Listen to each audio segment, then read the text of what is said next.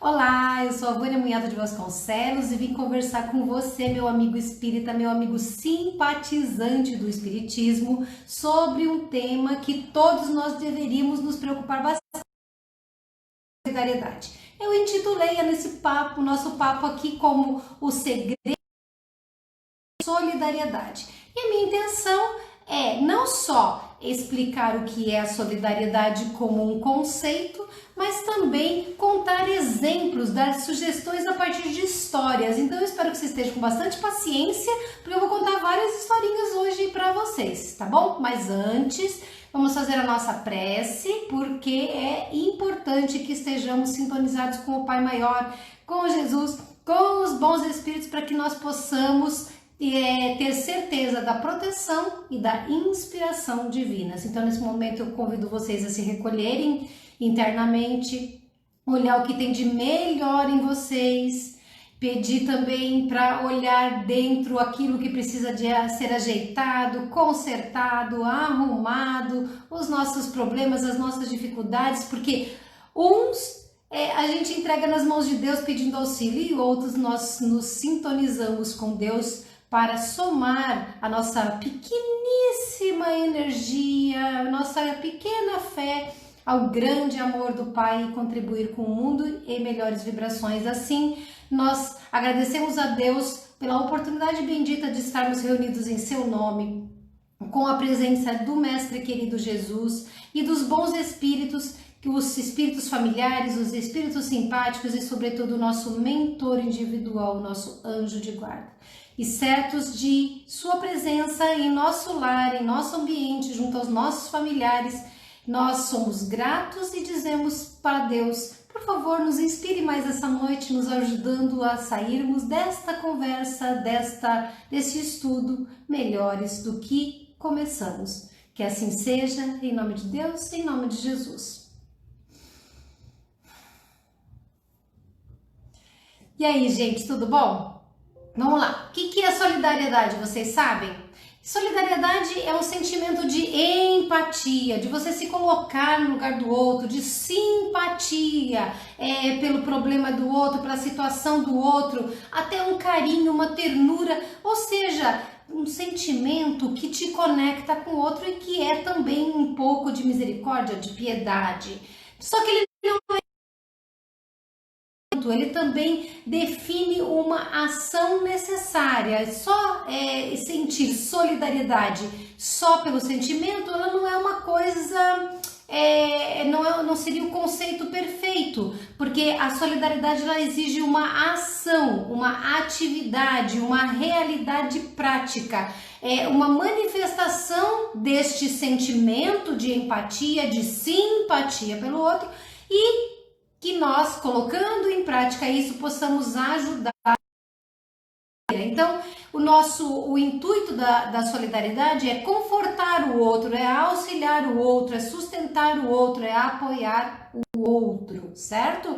Então, num termo assim, intermediário tudo que eu falei, nós poderíamos entender assim a solidariedade como uma cooperação, uma assistência que é material, emocional e moral para o nosso irmão, correto? E aí eu começo baseada nesse conceito inicial de solidariedade, lembrando que nós estamos falando sobre o segredo estar na solidariedade, e o segredo do que no final vocês vão saber, porque vocês com certeza perceberão qual é o segredo, ele está embutido na nossa conversa. Bom, vou contar as histórias aqui, vou dar umas olhadinhas aqui para os detalhes, mas as histórias são essas. Primeira, uma mulher trabalhava muitos anos num banco e estava em uma situação emocional difícil. Ela caiu em desespero, se sentiu deprimida, depressiva, adoentada psicologicamente, e aí ela foi naturalmente buscar ajuda médica. Lembrando que, apesar da depressão ter um componente, um aspecto espiritual, do próprio espírito que está muitas vezes desviado dos seus objetivos, das suas metas dentro da problema físico, também pode ser um problema obsessivo, mas o que nós estamos falando aqui é da mulher que foi olhar o aspecto da doença, da depressão dela, e ela foi ao médico. Bom, o médico vai fazendo as perguntas, as análises, o médico que trabalha nessa área psiquiátrica, ele tem que conhecer o paciente. E aí ele faz a seguinte pergunta para ela: como se chama a mulher que senta ao seu lado no banco? Aí ela surpreende e diz: é Cíntia. Ok, do que? Não tenho ideia. E onde que a Cíntia mora? Eu não sei. O que a Cíntia faz fora do horário de trabalho? Quais são os gostos dela? Quais são as atividades dela? Não tenho a menor ideia. O médico entendeu que o individualismo, o egoísmo, no sentido de eu sou o centro do mundo, eu sou o centro das atenções e eu não enxergo nada à minha volta, que o individualismo daquela mulher era o que estava roubando a sua alegria, a sua razão de viver. E o que ele recomenda? Não sei, porque a história não conta, mas se ela tomou medicação, provavelmente sim. Mas o médico dá uma outra indicação para ela de tratamento. Diz assim: eu posso te ajudar, mas você vai me prometer que vai fazer o que eu vou te sugerir agora. Gente doente promete tudo, não é? Nós prometemos qualquer coisa e aí começamos a melhorar e acabamos esquecendo das orientações do médico. Mas neste caso, a mulher cumpriu. O que o médico pediu para ela? Em primeiro lugar, faça amizade com Cíntia. Isso é remédio de depressão? Bom, convide-a para jantar em sua casa. Descubra o que ela está pensando da vida, desejando, quais são os planos futuros. Faça qualquer coisa que você conseguir dentro desse quadro, dessa amizade, para ajudá-la, ok? Ok. Em segundo lugar, faça amizade com o seu jornaleiro e com a família dele. Poderia ser com a manicure, poderia ser com o cabeleireiro, poderia ser com qualquer pessoa com quem ela encontrava. Bom, faça amizade com a família dele, veja se pode fazer alguma coisa de útil por eles. E em terceiro lugar, faça a amizade com o zelador do seu prédio. Descubra qual é o sonho da vida dele. Em 2 meses você volta aqui para me ver. Combinado? Combinado, doutor. Foi embora a mulher. 2 meses depois a mulher voltou ao médico? Não voltou. Mas ela escreveu uma carta para o médico, uma carta que não tinha nenhum sinal de depressão, nenhum sinal de melancolia, nenhum sinal de tristeza. Parecia uma mulher feliz. E o que ela disse para ele, para o médico? Doutor, eu sou outra pessoa. Eu fiz amizade com Cíntia e, ao descobrir a sua história, percebi que eu poderia ajudá-la a estudar. Então, eu a auxiliei a passar no vestibular. Eu conheci melhor o meu jornaleiro e descobri que ele tem uma filha doente e acabei auxiliando a filha dele. E eu também percebi que o meu zelador não sabia ler. E como eu me formei como professora, apesar de trabalhar em banco, eu ajudei o meu zelador a aprender a ler e escrever, porque ele era analfabeto. A frase final dela na carta: nunca imaginei que pudesse sentir alegria desta maneira. Ok? Percebem onde está a solidariedade aí? E percebem a indicação médica do qual era o objetivo do médico nessa indicação de se relacionar, de sair do seu individualismo e do seu egoísmo? Ok, vamos lá. Uma outra história, chama-se Terapia da Solidariedade, está no Momento Espírita. Uma senhora muito culta, muito nobre de sentimentos, ela tinha tempo útil e tempo livre e ela resolveu fazer o seguinte: eu não vou ficar aqui desperdiçando tempo, eu vou fazer alguma coisa de útil para o meu próximo. O que eu fiz? Ou melhor, ela, né? O que ela pensa? O que eu vou fazer? Como tinha um alto índice de suicídios acontecendo na região onde ela morava, ela resolveu fazer um curso e passou a atender no SOS Vida, que é o serviço telefônico para os candidatos ao suicídio, ao autocídio. Nós sabemos que existe esse também atendimento para suicidas, potenciais suicidas do CVV Samaritanos.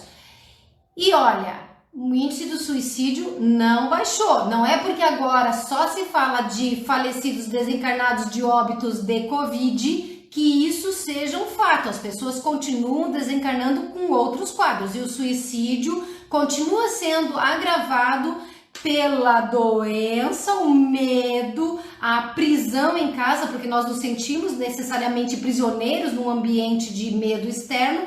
E então a pessoa que já estava numa tendência à depressão, a síndrome de pânico, ao medo, ela pode ter tendências suicidas agravadas. Mas isso não vem ao caso, foi só uma pincelada para estimular vocês a pensarem no assunto. Bom, ela se submeteu, essa senhora, ao treinamento e daí ela começou 3 vezes por semana dedicar 2 horas do seu dia para essa tarefa de atender potenciais pessoas suicidas. Bom, uma ocasião ela estava lá, atendeu o telefone, do outro lado da linha, uma voz feminina que estava muito deprimida, muito triste, muito amargurada, muito nervosa, dizia o seguinte para a atendente: eu pretendo me matar ainda hoje, mas antes de fazer isso, eu quis comunicar a minha decisão para alguma pessoa, por isso eu estou telefonando. Fiel ao compromisso, porque existe todo um treinamento dizendo como que se deve reagir a uma ligação como essas, então fiel ao tratamento, esta mulher não interfere, manteve-se serena, calma e indagou, perguntou para a moça que para potencial suicida: acredita que eu possa lhe ajudar de alguma maneira? E a outra responde assim, meio azeda, meio antipática: ninguém pode me ajudar e eu também não quero. Eu também não quero. Eu odeio o mundo. Eu odeio. Sou infeliz e pretendo acabar com essa existência inútil que eu tenho. Aí a mulher ficava em silêncio, a que está atendendo, esperando a sofredora terminar a sua história. Porque não adianta ficar interrompendo, a pessoa quer falar. Aí ela continua relatando, a suicida em potencial diz assim: eu sou rica, eu moro numa mansão maravilhosa, eu moro no melhor bairro da cidade, eu tenho 2 filhos, um homem e uma mulher, eles já são casados, já são pais, eu tenho 4 netos, eu sou da alta sociedade, eu frequento ambientes luxuosos, requintados, eu tenho tudo que o dinheiro pode comprar. Mas sabe o que me irrita? Pois eu vou lhe dizer. Eu tenho em minha casa 2 linhas telefônicas e todas as vezes que o telefone toca e eu vou atender, se tem engano. Ninguém, absolutamente ninguém se preocupa comigo, ninguém me liga. Terminados os encontros sociais, os formais, essa coisa de sociedade, de família, ninguém se preocupa comigo, ninguém é meu amigo. Aí a atendente, com toda a delicadeza que exigia o momento, diz assim: permita-me então telefonar para a senhora em algumas vezes. Aí a mulher estranha: ué, com que interesse? Talvez ela tenha pensado, eu disse que sou rica, ela quer ligar para mim? Não sei, vai saber. Aí a outra diz: mas com que interesse que você quer ligar para mim? Daí a atendente diz: eu necessito de uma amiga. Na verdade, ela estava se oferecendo como amiga, concordo comigo, vocês percebem isso, obviamente. E aí, a outra fica em silêncio, matutando e diz assim: mas você não me conhece. Aí a atendente responde: isso não é importante, eu vou te conhecer no decorrer das nossas conversas, vou lhe conhecer depois. Me dê o número do seu telefone, por favor. A outra diz: eu não tenho o hábito de dar o número do meu telefone para quem eu não conheço, para estranhos. E aí a atendente responde: então, como é que você deseja que as pessoas te procurem? Bom, isso foi um baque, essa questão foi um baque, foi um choque. E aí a mulher sofredora resolve dar o número de telefone. E se ela deu o número de telefone, obviamente ela não se matou naquele dia, concordam comigo? 2 dias depois, a atendente liga para a rica adoentada da vida, entristecida, etc. E começam a conversar. Primeiro conversam sobre futilidades, assuntos gerais, vão repetindo as ligações, vão desenvolvendo um laço, até um dia que elas resolvem se encontrar em algum café na cidade, batem um papo e aí se tornam amigas. E nesse processo, a mulher que ligou para se suicidar, avisando que eu vou me suicidar ainda hoje, porque eu odeio a vida e eu odeio as pessoas, começou a se interessar pelo trabalho da atendente, foi fazer o curso no SOS Vida e passou a contribuir com outras pessoas que pediam socorro. Ela se tornou útil, ela se tornou solidária, ela parou pelo egoísmo, pelo individualismo e por não enxergar o próximo, que muitas vezes sofria mais com ela, especialmente com o relato da qualidade de vida que ela tinha, ela passou a enxergar aqueles que ela não via antes. Tudo bem? Parecem situações irreais, mas a maioria desses relatos elas são verdadeiros ou parecem muito semelhantes com sinais daquilo que a gente enxerga no nosso cotidiano. E aí eu vou para a terceira história, que é para despertar vocês mesmo. Hoje o nosso papo é de despertamento. A outra história se chama Quando a Solidariedade Salva Vidas. Isso aconteceu na Flórida, nos Estados Unidos, é uma história verdadeira, como eu falei para vocês, essas coisas acontecem. E aí tinha uma mulher chamada Roberta, que estava na companhia da mãe, do marido, dos filhos e dos sobrinhos, a família reunida lá na praia. Ela vai e toma um banho de mar, e daí ela começa, depois do banho do mar, ela percebeu que os familiares dela estavam longe da areia. E aí percebeu também que as crianças gritavam e todo mundo avisava, e as crianças choravam e gritavam e todo mundo acenava dizendo assim que a correnteza tinha pegado e estavam sendo levados para alto mar, portanto, com as ondas e a correnteza poderiam se afogar. Aí, obviamente, qualquer um de nós ficaria desesperado, ela ficou desesperada e aí ela tentou pensar em alguma situação para salvá-lo, entrou de novo na água, percebeu, perto dela um banhista percebeu a movimentação e logo que as pessoas deram conta de que haviam pessoas se afogando, enquanto isso, o de bodyboard que estava e nadou, essa própria mulher pegou essa prancha e nadou até em direção à família. Enquanto isso, as outras pessoas, marido que também não estava lá dentro, mas foram todos entrando na água. E o que eles fizeram para salvar? Eles fizeram uma corrente.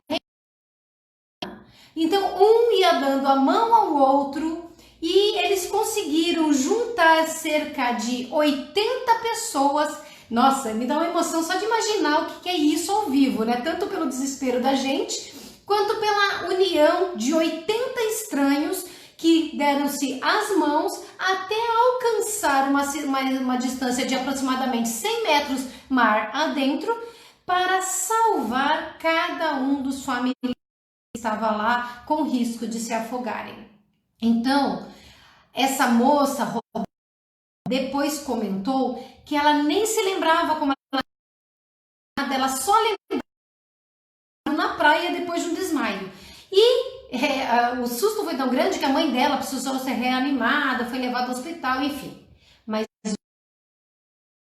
verdade nessa história é que essa moça, Roberta, profundamente agradecida, disse dever a sua vida e a vida de seus familiares a esse grande laço de solidariedade que se formou ao descobrirem uns e outros que pessoas estavam em perigo. Muitas vezes nós não seríamos capazes de entrar no mar para salvar, mas dar as mãos. O que vai na frente faz toda a diferença. Bom, eu ando vocês com as minhas histórias, mas eu tenho solidariedade para contar.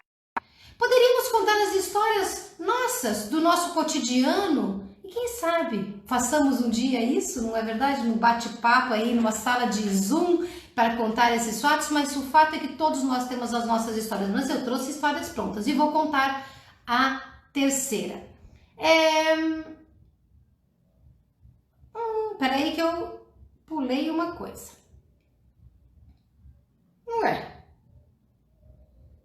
Pulei uma história, gente. Eu tenho mais uma história para contar para vocês.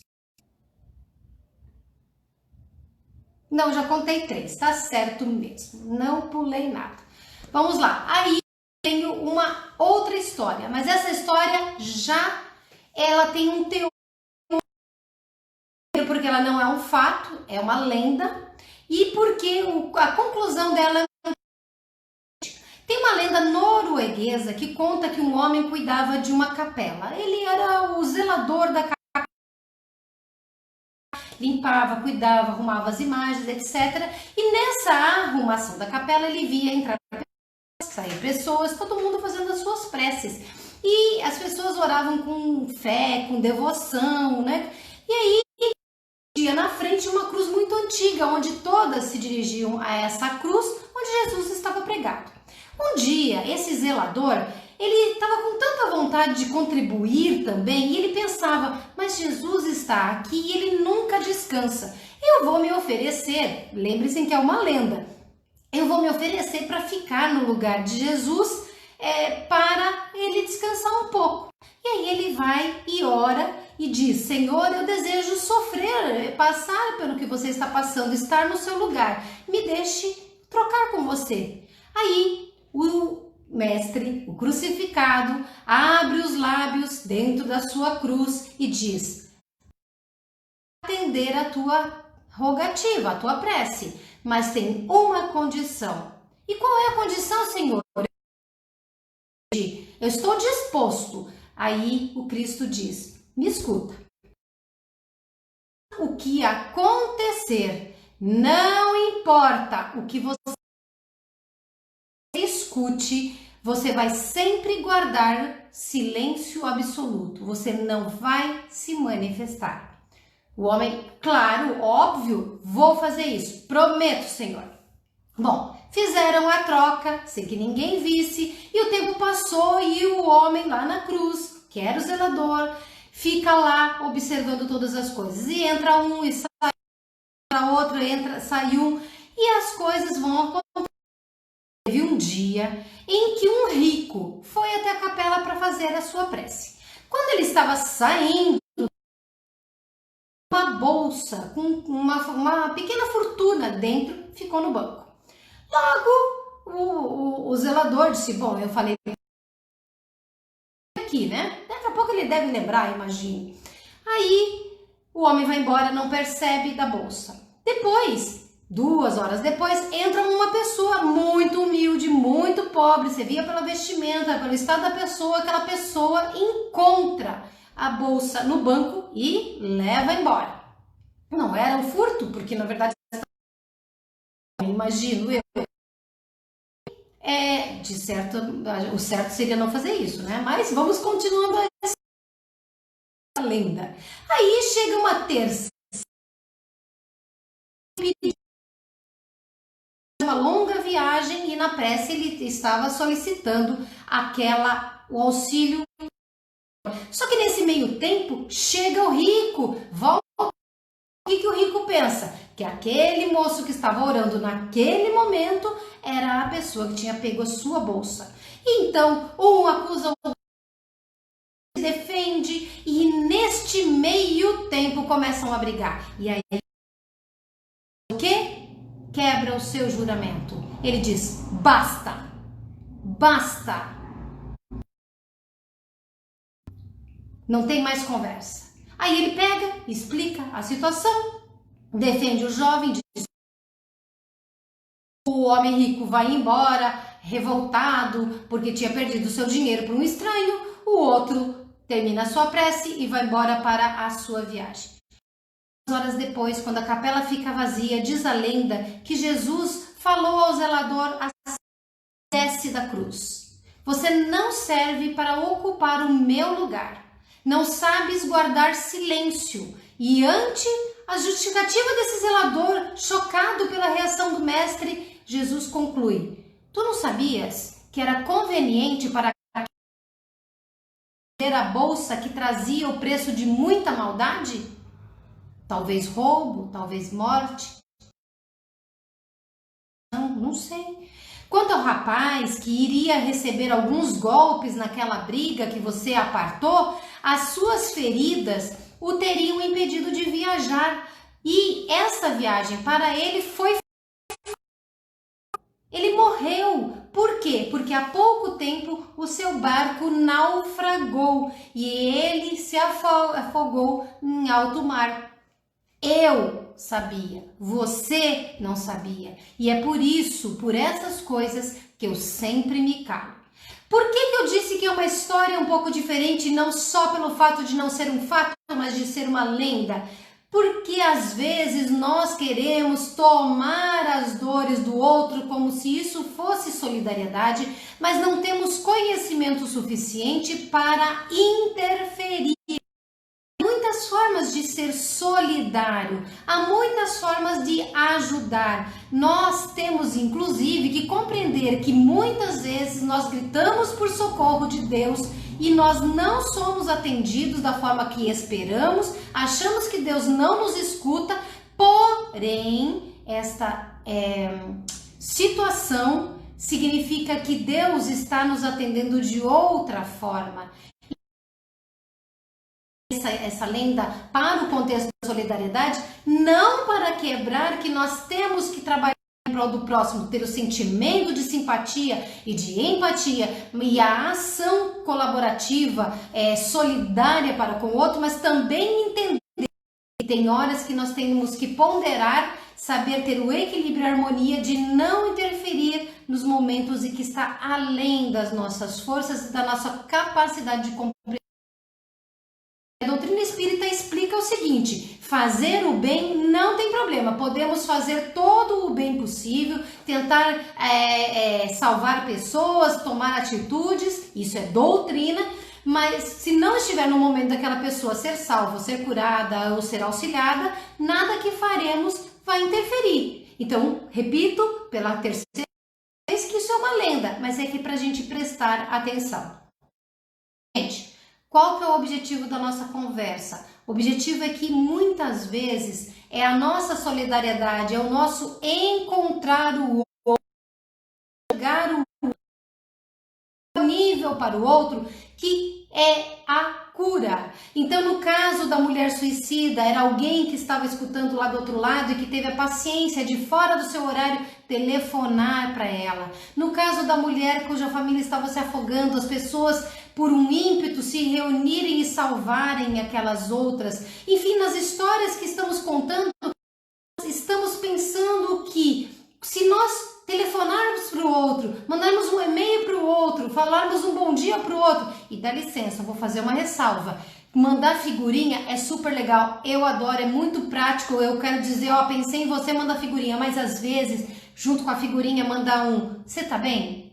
Está tudo jóia com você? Qualquer coisa me chama? Faz toda a diferença, porque não é mais o automático. Às vezes a gente dá um abraço, a gente dá um sorriso, tem paciência para escutar, faz uma visita, enfim, a gente tem atitudes que, com a nossa presença, o nosso gesto de amor embutido nesse ato de solidariedade, acaba sendo o medicamento do próximo. Então, recebe amor muito mais aquele que doa, às vezes, até do que quem precisou receber a solidariedade. Aliás, às vezes a pessoa que recebeu a solidariedade não é nem grato, nem reconhece, não é esta pessoa que devolve o amor a quem se doou. Mas o importante é saber é que isso volta, porque existe uma lei de causa e efeito, existe uma lei que nos sustenta de troca de energias e tudo que a gente faz volta para nós. Então, o importante é amar, o importante é não permitir que a nossa situação solitária, individualista, nos impeça de ser felizes, lembrando que para ser feliz é preciso trazer também felicidade para o outro, ou seja, para sair do ego. hoje sofre da doença do egoísmo. Não é uma ofensa falar que a pessoa é egoísta, é reconhecer uma realidade. As pessoas estão individualistas e mais egoístas e acreditam que ser solidário é dizer assim: eu tenho cabelo liso e eu vou proibir todo mundo de usar Rastafari porque eu tenho que preservar determinado do negro. E veja que eu não estou falando do negro agora, estou usando um exemplo que às vezes a gente, pela pretensa defesa dos direitos humanos,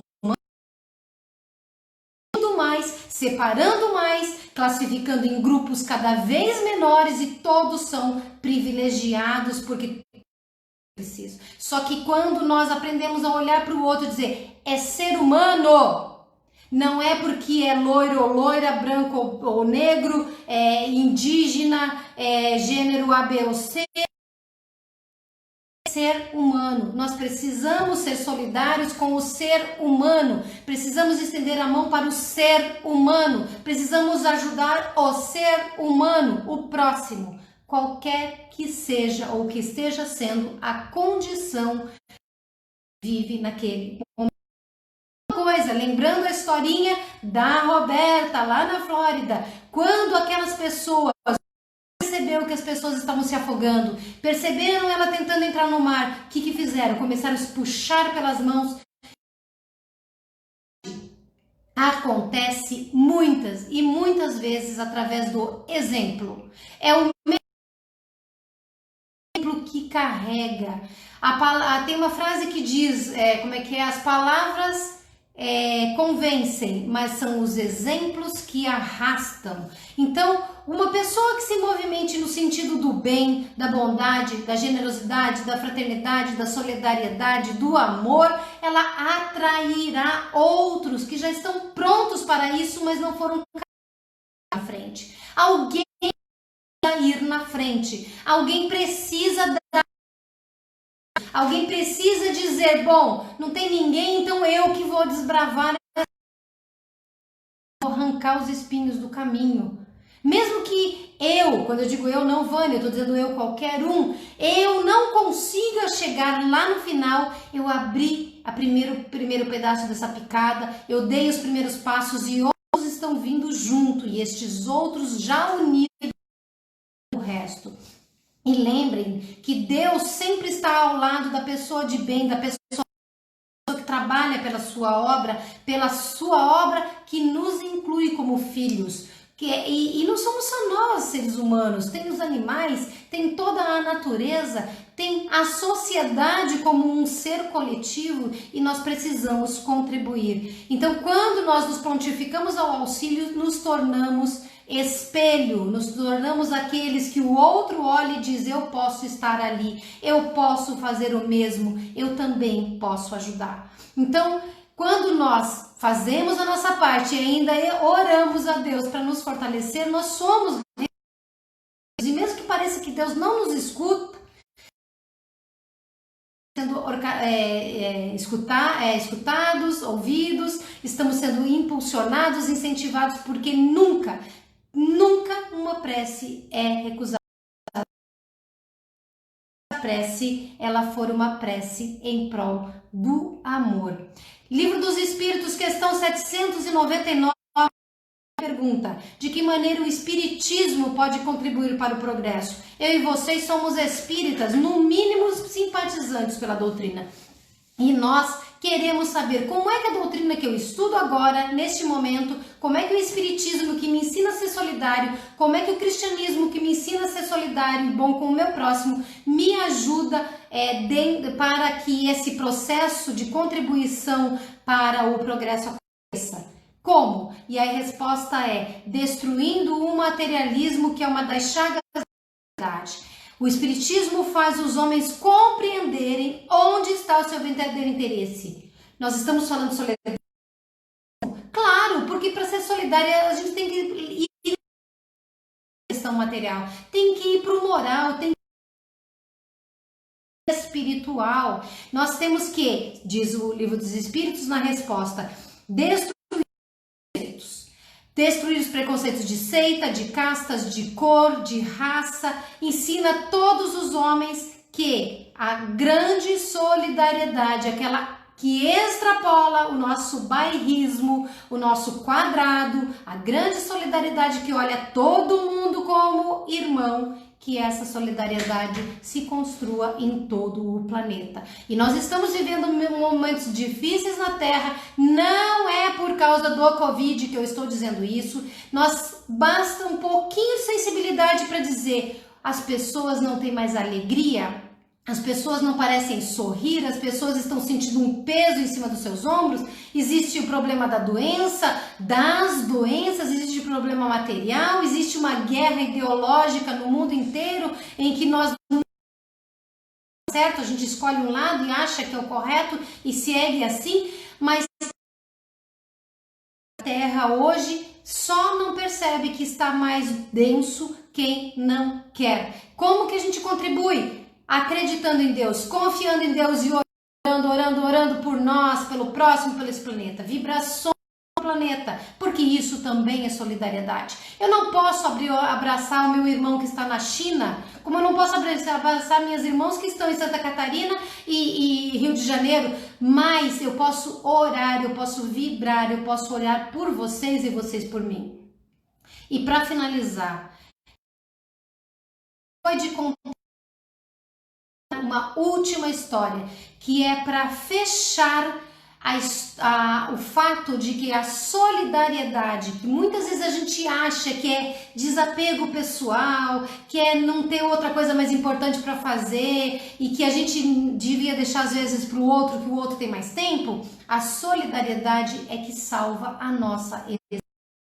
Essa história que eu vou enxugar para vocês, mas ela é uma história que está na Revista Internacional de Espiritismo, chama-se O Amor é uma Via de Duas Mãos. Ela conta que lá na Rússia, naquele inverno terrível que teve por vários meses em 1860, por razões que a história conta, mas não vem ao caso agora, 2 camponeses tiveram que viajar de uma localidade para outra. Era uma viagem logo que parou a neve, e era uma viagem muito difícil, que duraria 7 a 8 horas, mas no frio.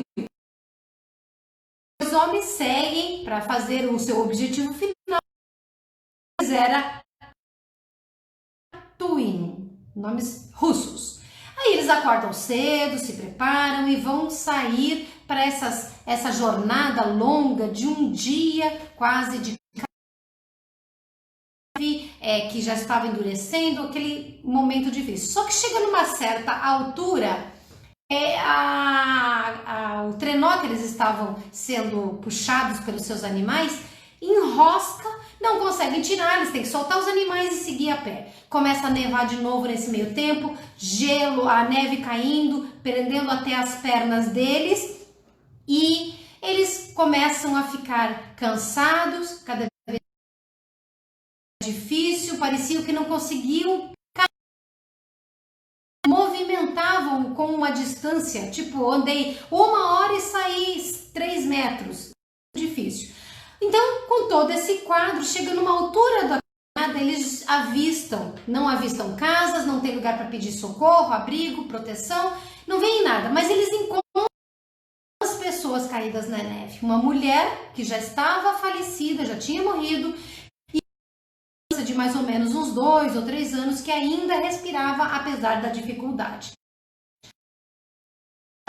O pega a criança no colo e o Pushkin pergunta: o que você está fazendo? Ficou louco? Já está difícil para nós, você vai pegar a criança, mas ela ainda está viva, ela ainda está respirando. Ah, mas eu não estou dando conta nem de cuidar de mim, eu não estou dando conta nem de carregar o peso do meu corpo, as coisas que nós estamos levando, eu não tenho condições. Como é que você pensa em fazer isso, carregar essa criança? Eu pensei em nós revezarmos. Tô fora. Virou as costas, largou, o Pushkin largou o Martuin para trás. Passa ali pequeno morrinho de neve e o Martuin não viu mais. O que ele faz? De largar essa criança viva aqui na neve para morrer. Então ele pega enfia a criança por baixo da roupa, ele se cobre o melhor possível para ele aquecer a criança. E aí ele começa a seguir. Bom, já estava difícil. Imagine agregar o peso de mais, sei lá, de uma criança no seu corpo. Mas muitas vezes nesse sofrimento, Martuim pensou em desistir. Muitas vezes, só que agora não dependia, ele desistia dele, era a vida de uma outra pessoa. Então ele foi resistindo até que ele conseguiu chegar na vila e ser auxiliado. Chegou lá, passou dias lá sendo aquecido, alimentado, até que a neve que tinha começado a cair de novo, aquela grande tempestade, para de vez, cessa, e aí o médico chega. Só que as pessoas achavam que a sobrevivência do Martuim com a criança era um milagre. Quem diz que não era um milagre? E eu vou contar para vocês qual era o milagre. E aí eles faziam o Martuim contar a história. Então quando o médico chegou, mandaram que ele tinha sobrevivido. Foi uma nevasca tão intensa, que durou tanto tempo, que muitas pessoas morreram. E aí o Martuim conta a história para o médico. E aí vê que apesar das pernas, da fome, da exaustão, ele tinha aguentado firme. E aí o médico, escutando a história, diz o seguinte a todos os ouvintes: a sorte do Martuim foi ter achado o menino. Encontro ao peito, dava calor para o menino, mas recebia também. Os dois se mantiveram alimentados por essa fonte interna de calor e foi por isso que resistiram ao frio. E na lista daquele inverno que matou tantas pessoas na 1960, o nome de Pushkin também estava lá, porque assim que ele largou o amigo do morro, ele nem conseguiu caminhar 10 passos. Com isso, eu volto a dizer que a solidariedade é o segredo de termos uma vida mais feliz, o segredo de curarmos a própria alma, o segredo de ajudarmos e salvarmos o segredo de encontrarmos um sentido para a nossa existência, o segredo do amor praticado.